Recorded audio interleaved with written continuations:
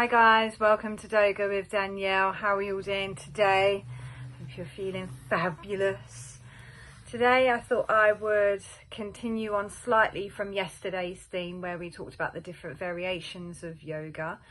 In line with that, maybe variations of some of the props that you would find when you walk into a studio and what they might be for in terms of supporting you. I've had to, what's the word? There is a word and I can't remember what it is, but when you have to make up something on the spot, like if you're in acting, there is a word, but I'm sure you're probably saying it right now, and if I could hear you, I'd be like, oh yeah. So generally when you go into a yoga studio, you'll obviously find the mat, which you've probably seen in my videos anyway. It's good to get a mat that's not too slippery. You would be surprised how many mats don't actually have grip.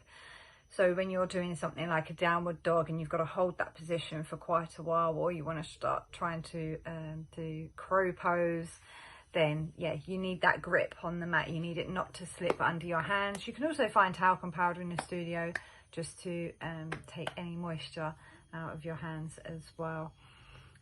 Like I explained yesterday, you may find eye pillows and blankets. I haven't got an eye pillow and I forgot to put the blanket here with me, and that would generally be for such things as yin yoga or restorative yoga, where when they do the cool down, they then give you a blanket and an eye pillow to relax with in your shavasana.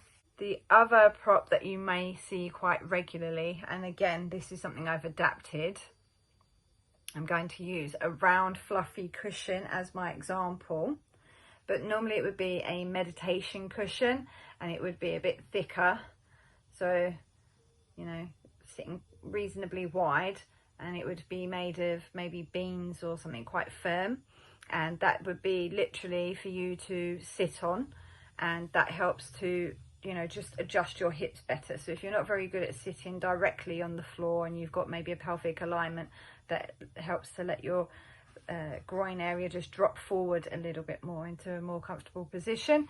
You would have a meditation cushion for that.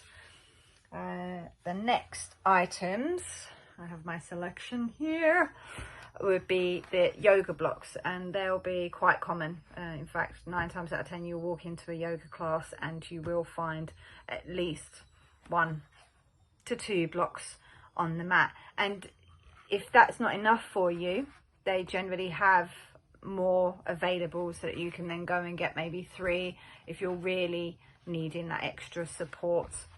And you would use those to raise you. It's kind of like giving you extra ground. So in your downward dog, if you can't reach the floor completely, or even your forward fold, you can have it this way or this way so that your hands are resting on there, so it's not as much of a strain to your body.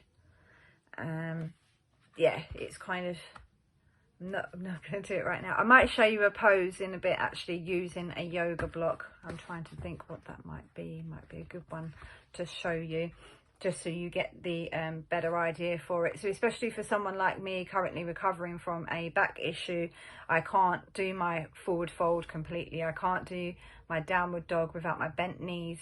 This is a great way to get that support into the posture. And there's no harm in it. Loads of people use them. You can walk in the yoga studio and not know at all what you're going to do, and the yoga teacher will come along and they will adjust you. They will offer you advice and maybe even hand you a block and say, oh, yeah, maybe you need this, try this. So yeah, don't be scared of them. That's what that means. Oh, okay. So the next one would be a strap. And these straps tend to generally have a buckle so that you can create a loop if need be. They are quite long to be adjustable for all different types. Now, I wonder if I can show you this on screen. So generally, like me, I've got a lot of issues. I can't actually touch my hands together behind my back.